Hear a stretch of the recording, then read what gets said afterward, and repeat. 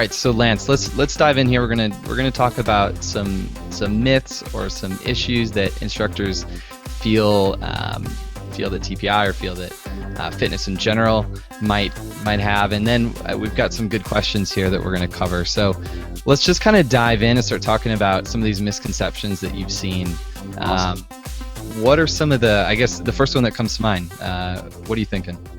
Oh, from a myth, from a golf instructor? Yeah. Like a misconception that they might Well, have. okay, this may not be the case so much anymore, but the myth that we're going to steal your client, that your client has to choose golf instruction or fitness. I think that's a huge myth because many golf pros have come to me and say, well, how long does my golfer need to work out before they're ready for golf lessons? I say, that's interesting because golf isn't just swinging the golf club. If my athlete isn't ready to actually hit a golf ball due to pain or physical capabilities, well, there's a lot of other things in the game of golf that golf instructors can work on. Management of short game, course management, putting, chipping, a lot of stuff that goes into it. So let's just dispel that myth right now. As a fitness medicine, I don't ever want to take a golfer away from lessons. In fact, I want them to be more capable of taking lessons immediately based on the work we do. So I would say that for first part is absolutely necessary to get across to the golf professionals. Okay. Gotcha. One question that kind of goes along with this. So if I have a student and they get started on a training program, a fitness program, it's going to be 3 to 6 months long. What if they stick with it and actually do it? What kind of results do you expect to see from, let's just say, an average person, a guy in his, let's just say 50s who shoots in the 90s, something like that. Yeah. All right. Well, that goes into a fitness myth that it takes 6 weeks to see a change, and that's something I get all the time from people. How long until I'm stronger, Lance? Well, strength comes in many different ways. The actual physical muscle adaptation. You lift, you break down your muscle tissue, it heals, and it's stronger. That process can indeed take up to 6 weeks to see a quantifiable change. But we're not talking about the neuromuscular component too. That can change immediately. I can get somebody stronger in their 1 rep max based on making them more functional of an athlete today. So that's a tough question to answer. Anatomically, physiologically, if you're trying to change the structure of muscle tissue, it can take some time, be it flexibility or actual hypertrophy, if you will. But that's not the only thing we're looking for in golf.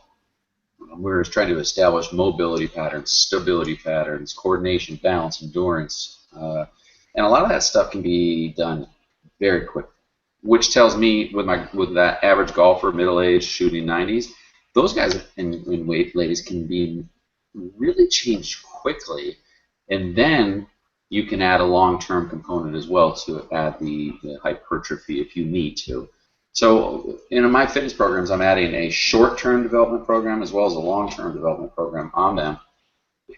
And another philosophy that I have is I need every session I work with somebody to see a change for the better that day. Now, you might say I want to bench press 200 pounds, all right? I might not be able to accomplish that on day one, but if I see a quantifiable change towards your long-term goal, if we do that every single time we work, guess what? We're going to hit your long-term goal at some point. So be it a myth that it takes 6 weeks, I don't know. Everybody's different, Cordy. So I just go with who I have, what I have to work with, but I do want to see a positive change every single time I work with them. Yeah.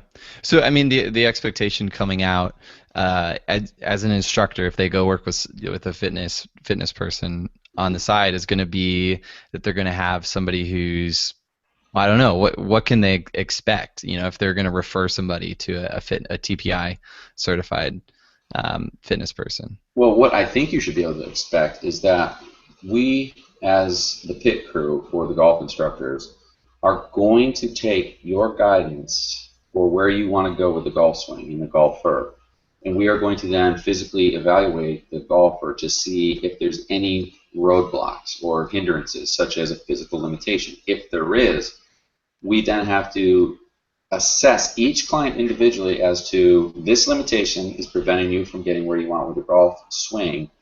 and based on our experience, our knowledge, and science, how long is it going to take to overcome that particular hurdle?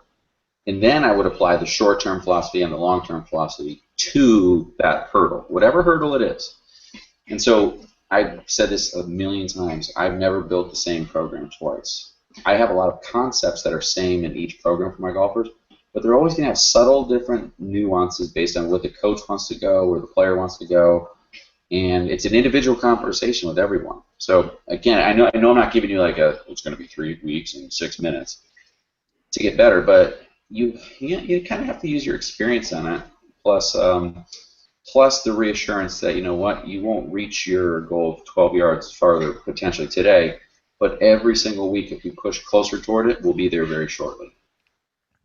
So that brings up a question for me of, let's say an instructor, they understand the importance of fitness. They understand the value of maybe even doing it themselves. What are the options out there? They can get certified. They can work with somebody. Like, what can they do to get started? As an instructor, Yeah, as an instructor. my thing with instructors is I ask every one of the instructors I work with to become educated in my world. Do I need you to be able to do rehabilitation techniques for a torn ACL? No. Do I need you to know every muscle in the body? No. What I do want you to do is be highly educated in how the body works so that you can talk my language. Because I'm going to talk your language. And if you then talk mine, you're going to have a deeper understanding of what's needed in the golf swing for the direction you want to go with it from an anatomy and physiology standpoint. I don't have any problem with that. I think golf pros today are coming to me with questions that are well beyond the scope of what they learn in the PGM or PGA programs. Not to bash those programs, I'm just saying they're coming to me with high-level anatomy and physiology questions, and I'm like, darn, I got to do a lot of thinking. But then on the flip side, I know a lot of my trainers and medical people are coming to golf pros with a lot of questions about launch angles, TrackMan numbers, swing plane, ball flight laws that, in the past they would have no idea about. So become educated in other domains. It only helps your domain of specialty even further. That would be my recommendation for golf pros in that. And personally, I think the TPI system offers a great array of different options to learn from a medical standpoint, fitness, to golf mechanics, to how to hit it farther, to junior development. So we've done a lot of research on them, and by no means is it the only data out there. I mean, we believe in every concept, but understanding how to put it into a framework is very, very efficient for the instructor as well. So what have you seen work best? Is it best if an instructor goes out there and tries to go through, 3 levels of a TPI certification and learn to do all this themselves? Is it best to just find a person that they can partner with? What do you think? Like, I'm sure it goes both ways sometimes, but what's your opinion? I, I think that instructors should have a base level of proficiency in the body. You're teaching an athletic movement, regardless of what you think. Golf instructors teach an athletic movement. Having a foundation of how the body works is elemental for whatever golf style you choose. Now, I didn't say it has to be TPI. It could be anything. But I do think you need to have a foundational understanding of what you are teaching from how the body works, the arms and everything, head, body, core, pelvis. Once you have that, you become a better expert at implementing your values, your ideas, your swing thoughts. So to me, that's fundamental. I don't know why it's not mandatory in the PGM, PGA, LPGA training programs. I think it's the next phase of where a lot of them are going. I constantly get contacted by foreign countries, federations, and PGAs on putting this into their curriculum. I know Sweden does it, Spain does it, Holland is doing it, the Dutch. And the Colombian Federation is working very hard to get this. But from a standpoint of America, North American, it's not mandatory to learn this. Now, I think if you're going to be in a golf instructor category, PGA golf professional could mean you're running, events and pro shops and merchandise, but it also can mean construction. You got to have a basic understanding of the human body. That's if you want to compete with the other instructors out there. I think it's very important. So there's plenty of information out there. Just educating yourself, I think, is it sounds silly to me, but I think it's very necessary for us all. So where's the best places to get education? TPI is one, obviously. Yeah, I mean, I think TPI is great. Yeah. I've been to Nike Golf 360. I don't even know if they're still open for business, but that was a similar philosophy. Here's how we evaluate the body. Here's how it impacts the golf swing, and here's how you train on it. Now, half golf pros took it, half medicine fitness took it. I thought it was a very detailed class on the human body, and that's really what I'm going after is the human body. I think NASM has some sort of golf program as well. Um, there's not a ton out there, but there's a lot of people teaching it out there in their own specific way. So um, personally, I just say invest the time into getting TPI certified or getting certified in something, and then just if you learn, you learn. Corey, it's funny. I've seen a lot of the old school pros, if you will, like the old method teachers, really change their views on the body. I'll give you an example. Butch Harmon. Butch doesn't need this information. He was doing very well for a long time without it. But you fast forward 10 years from when he started, Butch has now really, he doesn't do all the fitness, but he wants to have an understanding and all the instructors on what is needed for the body, what the body can physically do, so that it makes their teaching that much more effective. So it's a tool in the belt of his instructors and him. Does he use it every time? No, by no means. And all of our instructors are the same. They don't use TPI screens every single time, but if they need them, hey, guess what? That's a really good tool to have when we need it. Gotcha. So let's talk on the business side. So you invest the money to get these certifications. What's the best way that you've seen somebody recoup that investment or build a program that has helped them, on the business aspect of this? Well, to me, I always talk about this in class, paying for your seat. All right, you pay, let's just say for lack of a better way, $1,000, $1,500 plus expenses to be in that seat. How do you get that money back? Well, this is very important. Number one, you come out of any seminar, lecture series, or certification program, or higher learning, if you don't consider yourself more advanced than when you came into that program, you either didn't pay attention or we didn't do our job as instructors. So I'm asking people to question what they're charging. What is your value? What is your perceived value? And if it's not where I see others in the field, I'm just asking the question, are you where you need to be financially? So say you were $60 an hour for a lesson. Maybe you start considering, well, maybe $60 is fair in my area. What if you taught a lesson with 4 people? So instead of 1 hour, it was, we'll say, 3 hours. So you have 4 people for 3 hours. And instead of charging them $60, you charge them $90. So basically in 3 hours, it would be $180, but you're only charging them 90. And you got 4 people just bouncing back and forth. So it's kind of a mini golf school. I see a lot of this going on. And 90 times 4, you're making $360 in 3 hours versus the 180 you made before. So you doubled your revenue, and all you did was offer a slightly different package. You're doing the same thing. You're still working 3 hours, but you're doubling your revenue. To me, that type of mentality pays for your education instantly. If not the simplest way, hey, raise your rates. Okay, you're charging $50 for an hour, and that's ridiculous. So you have to learn how to value yourself and not outprice yourself. I'm not by any means saying that, but if you're an expert and you truly believe in the body, and I will say this to all the golf pros listening, you have potentially more of a long-term lasting effect on someone's health, wellness, and physical ability than a physical trainer or a medical expert. And I don't know why, but golf pros have this massive power over their clients because if you have a pool of 500 golfers that want to get better, they're going to listen to the golfer before they listen to the doctor. And my analogy is simple. I say, all right, I'm going to give you a choice. You can live 10 years longer, all right, by me, the medical guy. I'll give you some techniques. You can live 10 years longer. Or you, Cordy, as a golf pro, can give that same client 15 yards further instantly. The golfer's like, living 10 years would be really good, but I'm not sure what the future is going to be like. I'm going to take the 10 yards. I'm going to take the 15 yards, Cordy. I'm like, but hold on. I said you can live 15 years longer, 10 years longer. Like, thank you, Lance. I appreciate it. I'm playing golf. So you got this real power over your golfers. So going back to my point, whatever you lead them in can really change their life. They want to play golf, you want to teach golf, but if you could teach life at the same time, wow, you are highly marketable.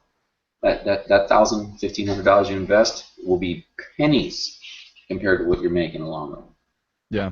So, if someone is going to run a program like that, what type of students have you seen it work best? Is it the juniors? Is it the middle age? What's the best market to go after? Juniors are great because they tend to be more focused. Well, I shouldn't say that. They tend to be more, they'll buy into that philosophy because for some other reason, I think the message has gotten to the junior population better than it has to the adults, that you need to be strong, you need to be physically fit for golf to be able to play at the higher levels. Because the kids turn on the TV and every single one of those golfers out there is, in shape, skinny, strong, and they're getting bigger, hitting it farther. So the kids are getting the message, and it's pretty understandable to get that trickled down to them. Now, to the adult population, it's a little harder unless they're hurting or kind of starting to lose their abilities that they once have. And I think you can use that as leverage to get them to buy into some sort of improvement of the body. And like, I'll be honest, I hate the word fitness. It's a big red flag. When you say fitness, everybody's turned off. Unless you're one of the low-hanging fruit, like you're one of the fitness freaks in the world, then you like it. But you take an average 45, 55-year-old golfer, they're like, I don't have time for fitness. I don't have time for this crap. So you're like, okay, well, let's not call it fitness. Let's just call it improving your body, however we have to do it. And at the end of the day, golf pros are driving that. They're driving that. What you say goes, basically. What you say goes. All right, so we're gonna run like a 3 hour junior program, the easiest win possible. What is I'm sure people are asking this, but what does the 3 hours look like? Like if so, how do you incorporate this? Go back and forth. You mentioned like structure it out here a little bit. All right, so simple. And by no means this is the holy grail, but like for 3 hours, I say the first thing I teach all my athletes, and I coached soccer for a long time. The first thing we taught our athletes at age 8, 9, how to warm up properly. That's number one. So every one of my soccer athletes, golf athletes, have to warm up, and it's a 7 to 10 minute routine that's going to incorporate everything that they do in golf swings, from shoulders to torso rotation, pelvic mechanics, foot mechanics, ankle mechanics, heart rate. You've got to be able to establish a routine that they can get to a baseline every time they come out to practice or play. So every day we wake up, we're in a different state than we were the day before. And the warm-up I use as a method to ramp ourselves up to game readiness or calm ourselves down to game readiness. So you might be super nervous, like, oh, I'm playing in the Masters today, I'm freaking out. Use your warm-up to level you. Or, oh, God, I'm really tired, I flew on that plane long. Use the warm-up to get you up. So that at least you're starting at a baseline. So inside that 3 hour window, let's work on a warm-up routine that gets them prepared. And then maybe modules, like we're gonna work on a long game module, followed by a brief fitness module, followed by a short game module, followed by maybe another fitness module. And I'm using the word fitness. I said I hated it, but movement module. So inside that 3 hour lesson, why not have your fitness pit crew person there or medical just there for an hour, taking the kids through just basic movement concepts that the golf pro is going to try to establish later on in the lesson. And now the golf pro doesn't have 3 hours of craziness. They have basically 2 hours of craziness. But they're watching, they're learning, and they're giving their students the best possible thing, more value for their dollar. Now, you don't have to do that. You can incorporate that yourself. But stuff like that is real simple. And, I see the best golf instructors not just banging balls all day. All right, so they're breaking it up every 10 to 15 minutes. It's a different focus to the same task and getting better at golf. We're going to do a different focus. We're going to talk about course management. We're going to talk about every aspect that is in golf, and you'll quickly find out 3 hours is not enough time. I don't know how people give 1 hour golf lessons and try to have long-term athletic development or long-term golf betterment at the center of the focus, because an hour just disappears so quickly, and what did you actually accomplish in it? So to me, I just question the model. And half an hour lessons, nothing more than a Band-Aid to me. Same thing with fitness. I don't know how people work for half an hour unless they're just coming in to get a blast and then out the door. I don't know. I mean, it's just tough to really change the body in half an hour. I know you can do it, but to me, It's tough. It's tough. Yeah, I totally agree. We've been focusing a lot on coaching lately, just from a business standpoint being smart and from a student Mhm. development standpoint being smart. So you're just echoing echoing what we've been saying, which is awesome to hear. Well, I will say this: I don't believe in developing athletes short term. If you're not going to be committed to a long term process, then I don't know. It doesn't fit my style. And I could be wrong, and maybe that makes me silly, or I'm going to lose a lot of money in the long run. But I think I gain more in the long run because I want a student for 10 years. I don't want a student for a month, if you will, because I want to see them change. I want to see them change and grow. Yeah, for sure. Okay, so in your 3 hour model, you're working with a fitness professional.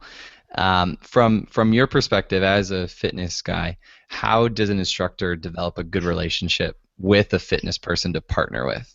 Like, what do they say? How do they approach them? How does the relationship work? Like, I'm sure there's a lot of people who haven't done that, but they've wanted to, but they just don't really know what to Well, do. here's the easiest thing. Every golf instructor out there, well, I won't say every, but majority of golf instructors play golf, and they're pretty good at it. They had to pass a PAT to get in there, most certainly. So what I'm saying is, if you're a golfer, you love the game, you're a golf instructor, you're going to play the game. Every single one of my TPI people will offer you help for free. I'm offering you help on your body for free. Yet I don't think a lot of golf instructors take it up on it because they're too busy, they don't have enough time, they don't believe in it, whatever their excuse is. I mean, heck, if I had a personal trainer, if I had a fitness specialist or a medical specialist that would work on me for free, sign me up because I need it. I need help. I'm in the fitness world. I'm in the medicine world. So everybody's like, whatever, Lance, you already know how to take care of yourself. I'm like, no, I really need your help. So I'm saying go out and find these TPI people that we have told take care of your golf pros and don't charge them. So the first step to me is how can I help you improve your game, your body? How can I make you feel different? And once you as a golf pro see the benefits of our pit crew, um, I don't think it's a concern anymore. I think you just say, "Oh, you know what, I believe in this and I want to go with it." My instructors that really believe in me, they don't question fitness. They don't question movement anymore. It's how can you help this player? How can you help this player? And it's just part of their philosophy, if you will. Cool, cool. All right, so we've gone over why you need to learn about the body, why you need to learn about fitness. We've Mm-hmm. gone over how you can make your money back from going out and getting educated about this, the structure of that, how to partner with a fitness professional. Anything else that we've missed here in this process of going through some misconceptions or just things that aren't clear probably to a lot of people? Well, one of the things that still lingers a little bit is that we're going to ruin your golfer with our techniques, if you will. I keep using air quotes. I'll try to stop. I'll try to stop. No, our job isn't to make your golfer like the David Duval scenario where you got big and bulky and good turn. Yeah. That those days are behind us. We're getting more specialized into movement and understanding exactly what the golf pro wants out of the golf swing. And to be honest, a lot of those changes are very subtle. And once you make them, the golf pro can do a ton more with their golfers. So I always tell people golf fitness and beach fitness are way different. Beach fitness is over here on the spectrum. Golf fitness is over here. Golf fitness may not even be picking up a weight. Might not even be on a treadmill. It's a lot less. It can be a lot less intense than regular fitness, beach fitness. But I'd say our job is not to make your golfer worse. It's to reinforce what you're trying to do with them. And if my fitness people aren't in communication and working on the golf pros agenda, golf pros, I'm telling you, get another fitness person. I don't have a problem telling that because we're not the kings of the food chain in the fitness medical world. We're a picture, we're your support team. So we better damn well be following the agenda that you lay out because if we're not, you're taking the athlete in two different directions, and that's a big no-no in this industry. Awesome. I love that. Let's head into some questions here. I threw a post up on the Young Teaching Professionals Facebook group. We got some good stuff. Let's start off with Andrew Rice. Gotta start with this one. Do golfers get significantly longer when they work out? Andrew Rice, um, very great instructor, very knowledgeable, one of the smartest guys out there. Yeah. The answer to Andrew's question is, do golfers get significantly longer when they work out? No. They can get shorter, right? They can get moderately longer. They can get maximally longer. It all depends on how you work them out. I will say, though, that if you properly create a workout routine with a focus on what Andrew's doing with his students, you are giving the athlete the potential to be longer. Take, for instance, you could take any linebacker in the NFL right now. They're much bigger than me. I probably can hit the golf ball at 6 feet tall, 190 pounds, farther than any linebacker in the NFL. And I'm not an athlete right now compared to those guys. So you've got to be careful on how you develop the athlete. Strength and size and bulkiness doesn't equal power. So no, Andrew, just by working them out doesn't mean they're going to get longer. But if you do it the right way, it gives you the potential to make them longer. Here's a story. One of my LPGA girls has been somewhat reluctant to work out forever, and over the last 5 years, we're slowly integrating concepts of fitness into her lifestyle. Now, here's the thing: 5 years ago, she was amongst the longest of her age group. All right. As you move up the competition ladder, all of a sudden, she finds herself average, dead average when she gets to the LPGA Tour. It's like, I need to be longer. It's like, we know this.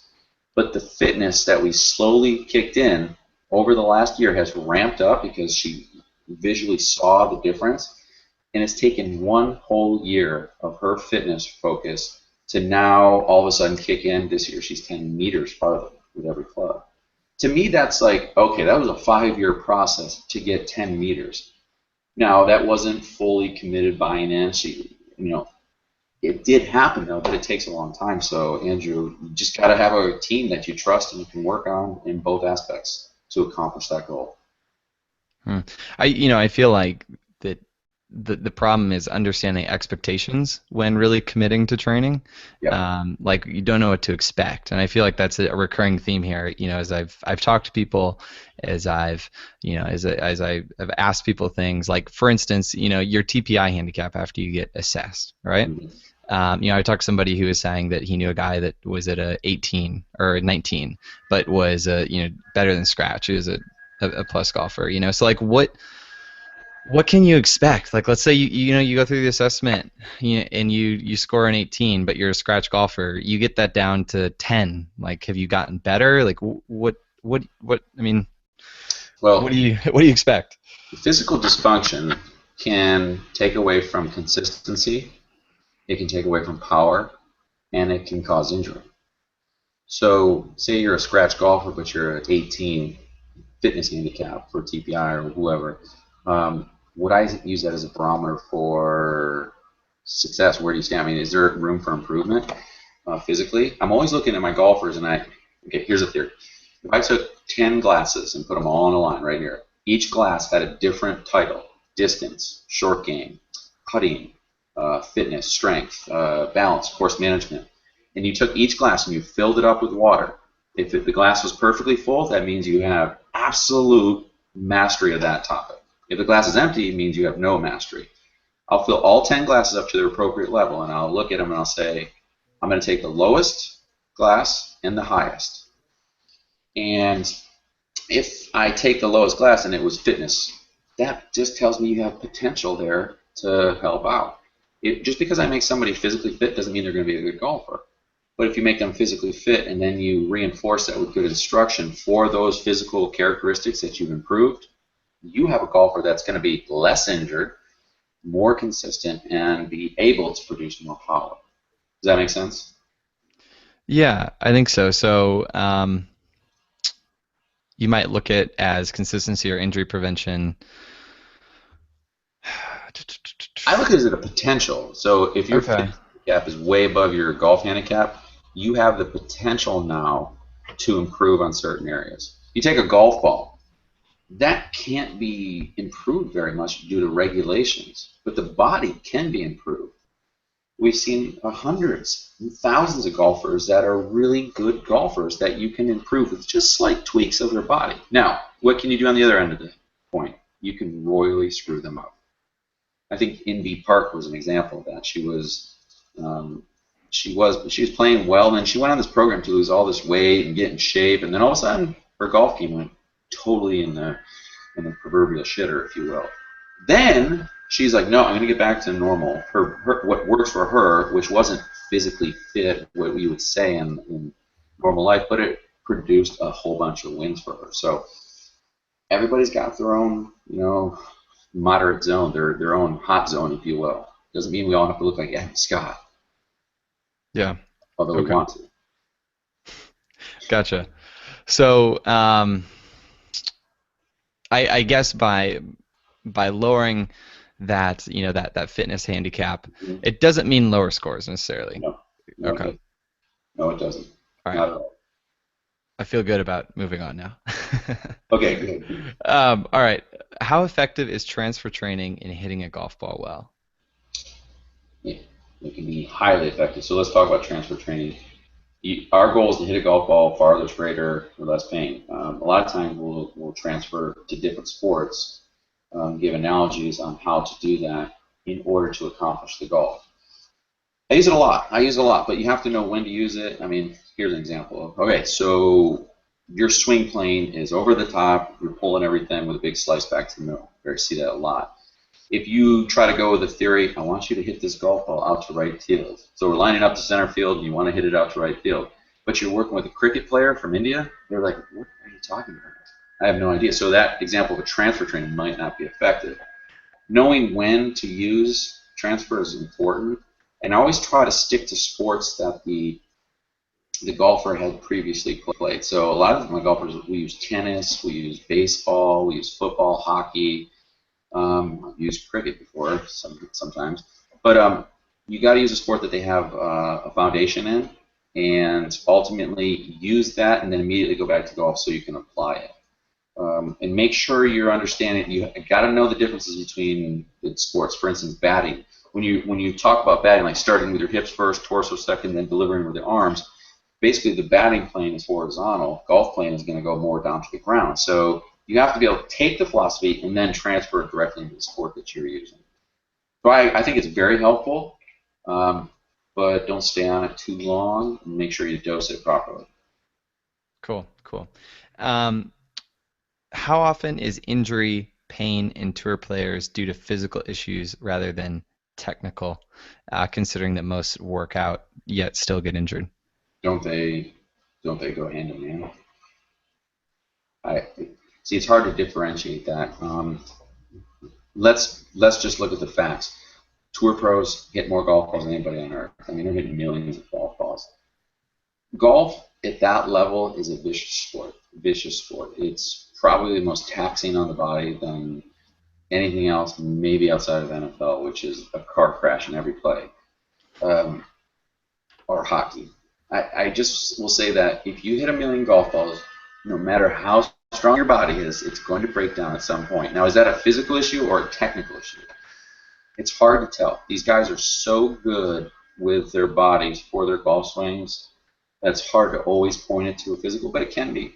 I mean, for instance, what if Zach Johnson flies on a plane from here to Abu Dhabi, gets off the plane after 24 hours, and tries to go play, and he's got a little pain in his lumbar spine.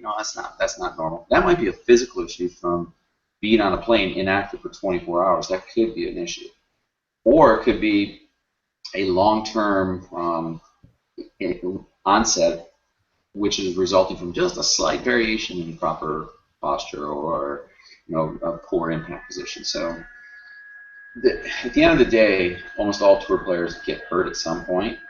It's the major injuries we're trying to prevent. You hit a million golf balls, you're going to get hurt. If you take a million foul shots, your elbow's going to hurt at some point because it's kind of wearing down. So let's try to moderate how much discomfort we get by keeping the body strong and always focusing on the fundamentals from a technical standpoint. Then you give your athlete the best chance to not be hurt. And if you want me to go farther on that subject, I think you have to add the most important element of training that's often overlooked. It's called recovery. When do golfers recover? On the highest level, they go to a tournament on Monday to practice, Tuesday practice, Wednesday is a pro-am, Thursday through Sunday is the tournament, then they fly from Sunday Then where are they next? Oh, they're at the next stop Monday. They play 14 to 21 days straight golf. Where's the recovery? There is none. The body needs recovery in order to be very successful. You'll see guys like Steve Stricker. Tiger was very notorious for this. They would pick their own schedules. I'm going to play 20 events. I'm going to play 2 weeks in a row, 2 weeks off, 2 weeks in a row, because they know their recovery is best. How can Steve Stricker, every time he goes out, play well? He plays 10 events a year because he knows how to get ready for his events. Whereas other golfers feel like they're under the gun and have to play 54 weeks in a row. That's just brutal on the body. It really ends up hurting the body. Have you seen any on that recovery kind of path for people that work with juniors? Have you seen any research or any stats around like what needs to happen with juniors in recovery and the issues that happen when they get pushed to the extreme with training and tournaments and stuff like that? Yeah, well, I won't speak from a research point of view because I don't know any offhand, but I will say from my subjective personal view is that I see a higher risk of juniors getting hurt. Well, a higher incident rate of juniors getting hurt with lower back injuries right now.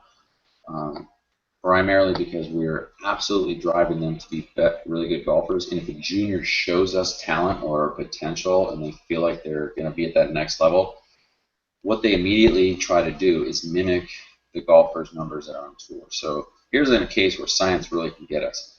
Well, Tiger Woods is producing a ball speed of 175 miles per hour. His launch angle is this. His spin rates are this. What the junior at age 15 does is then goes and tries to mimic that. And I believe in hitting the ball farther for juniors and teaching them how to hit it farther, and then we'll find the fairway later. But the problem is if we try to get them into adult male categories or adult female for the ladies, all we're doing is asking a 14-year-old who's in puberty to do something a man's doing. Sadly enough, you look at a 14-year-old physiology, they're not made for that. Their bones are growing at different lengths. Their muscles are weaker here, stronger here. All you're doing is putting undue stress on parts of the body that don't need it. And I think that's lending to why some of our high-level juniors are going down with these massive back injuries and having surgeries. And I'm hoping that we as a community really understand that so we can make changes in how our juniors are practicing. Going to your question a little bit deeper is recovery for juniors. You take a kid, male or female, going through a growth spurt, the one thing they need the most is rest, recovery, because their body is growing, changing, adapting. And so what do our school systems do? Okay, they jam homework on top of homework, and then they ask them to be there at 7:30 in the morning. Kids are doing homework to 9, 10 at night, and they get 6, 7 hours of sleep. These kids need upwards of 10 hours of sleep a day just to be able to recover from the abuse that Mother Nature is putting on their body. So I have a problem with the school system and the way schools are set up on times, as well as how we want these kids to do 2, 3 sports, and they're overloaded. To be honest with you, go look at any 15-year-old boy, man. They're tired as heck. So No, if they have I'm enough energy. Go on. so if I'm running a monthly junior coaching program, let's say they're coming like 2, 3 times a week to 2-hour training sessions. On top of that, they're playing tournaments, whatever, a normal schedule, and we continue this during the off season. Should like month-long breaks be scheduled in? Like, what do you think? What do you think would be ideal? Well, Jason Glass does a really good job at this. He's up in Canada in Vancouver, and he runs a junior academy basically. And the kids do that. They come in for 1 or 2 sessions a week, and the first hour of the session is golf instruction, followed by fitness or body movement. So they have 2 hours a week with their staff, with their team. And Jason will periodize his whole season into movement correction, power, strength establishment, foundational training, and then gameplay. So based on the time of year you're in for the juniors, he's training his golfers, but he's also educating them. Every week it's, okay, how much are you drinking, water, how much rest are you getting? He's actually educating them on the different aspects of fitness that the kids really don't comprehend. Their mentality is, if I lift more and I work out more, I'm better. But that's not always the case, because not one kid out there will say, if I sleep more, I'll be stronger. Because we equate sleeping with laziness, when it is not. It is not. So I think Jason's a leader in that aspect, and his kids are getting stronger and they're producing results. So To me, it's just a matter of education. So it gets back to that first point of we have incorrect perceptions of fitness because we don't make a plan to begin with, right? So if you have the plan to begin with, you're going to understand what your goals are, Hmm. where you're headed, and then you're going to schedule in recovery and rest and things like that to have a Yeah, holistic look. yeah, absolutely, absolutely. I think it's and that goes for golf, like on course too.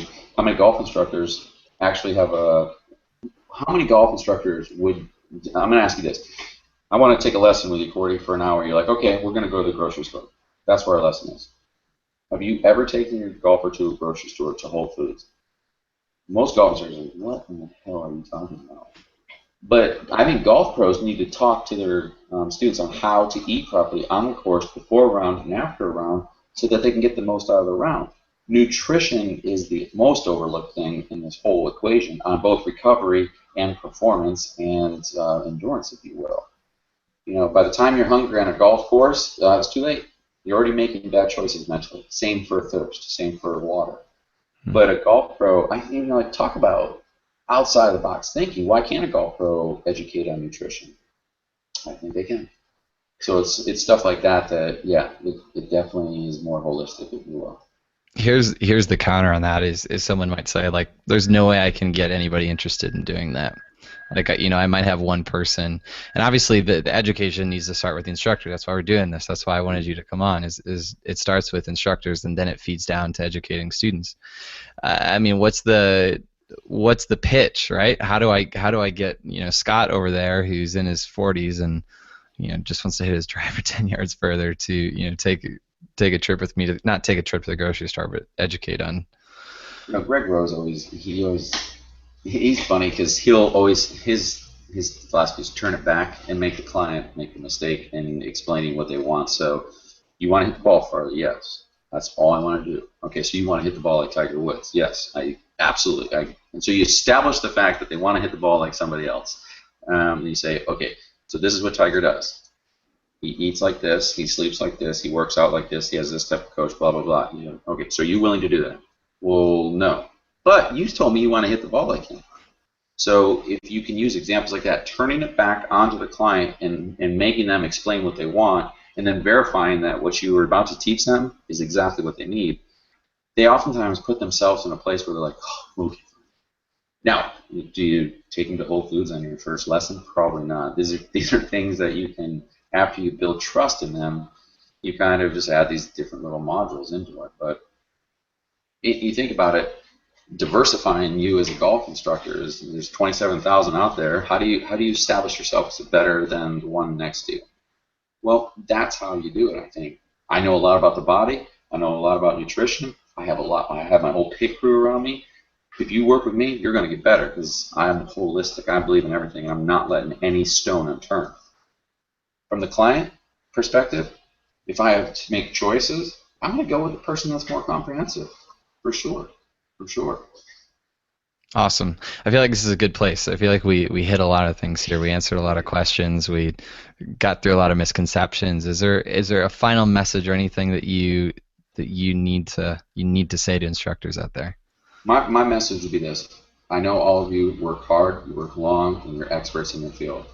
I want you to try to take one step for your own health, for your own well-being, and try to get some guidance from professionals like myself. Not for your students, but for you. Every single golf pro out there is hurting or is, think about it. You're working 10 hours a day and you're always in these funky positions.